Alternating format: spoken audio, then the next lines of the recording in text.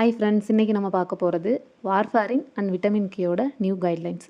So warfarin அப்படின்னு எடுத்துக்கிட்டோன்னா இது ஒரு ஓரல் ஆன்டிகோயாகுலண்ட், விட்டமின் கேவோட ஆன்டகோனிஸ்ட். இது என்ன பண்ணும்? ஆன்டிகோயாகுலண்ட். ஸோ ப்ளீடிங்கை கண்ட்ரோல் பண்ணாது, ஸ்டாப் பண்ணாது, ஐஎன்ஆர் வேல்யூவை இன்க்ரீஸ் பண்ணி விட்டோம் நம்ம பிளட்டில். அதுக்கு ஆன்டிடோட் அப்படின்னு பார்த்தோன்னா vitamin K.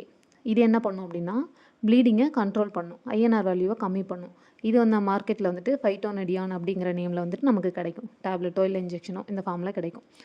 So INR வேல்யூட normal range நமக்கு தெரியணும். 0.8 to 1.2 இந்த ரேஞ்சில் தான் நார்மலாக ஹியூமன் பீயிங்ஸுக்கு இருக்கணும். ஸோ இந்த வார்ஃபாரின் தெரப்பியில் இருக்காங்க அப்படின்னா ஐஎன்ஆர் வேல்யூ செக் பண்ணுவோம். லெஸ் தென் 4.5 இருந்துச்சு அப்படின்னா வார்ஃபாரின் டோஸை அட்ஜஸ்ட் பண்ணலாம், இல்லை ஹோல்ட் பண்ணிடலாம். But vitamin can not NEET, தேவையே இல்லை. 4.5 to 10 இருந்துச்சு அப்படின்னா வார்ஃபாரினை ஹோல்ட் பண்ணிவிட்டு விட்டமின் கே தேவைன்னா மட்டும் யூஸ் பண்ணலாம். அதே மோர் தென் 10 இருந்துச்சு அப்படின்னா விட்டமின் கே கண்டிப்பாக கொடுக்கணும். 3 to 5 mg பர் ஓரலாக கொடுக்கலாம், இல்லை ஐவியாக கொடுக்கலாம்.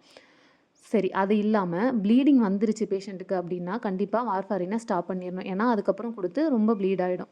ஸோ அது கண்டிப்பாக ப்ளீடிங் கேஸில் vitamin K 5 to 10 mg IV கொடுக்கணும், ஸ்லோ ஐவியாக தான் கொடுக்கணும். ஸோ அந்த பேஷண்ட்டுக்கு 4 ஃபேக்டர் ப்ரோத்ரோமின் காம்ப்ளெக்ஸ் கான்சன்ட்ரேட்னு இருக்குது, அதை தான் கொடுப்பாங்க. அப்படி அது கிடைக்கல, அவைலபிள் இல்லைன்னா மட்டும் எஃப்எஃப்பி பேஷண்ட்டுக்கு நம்ம ட்ரான்ஸ்ஃபியூஸ் பண்ணுவோம்.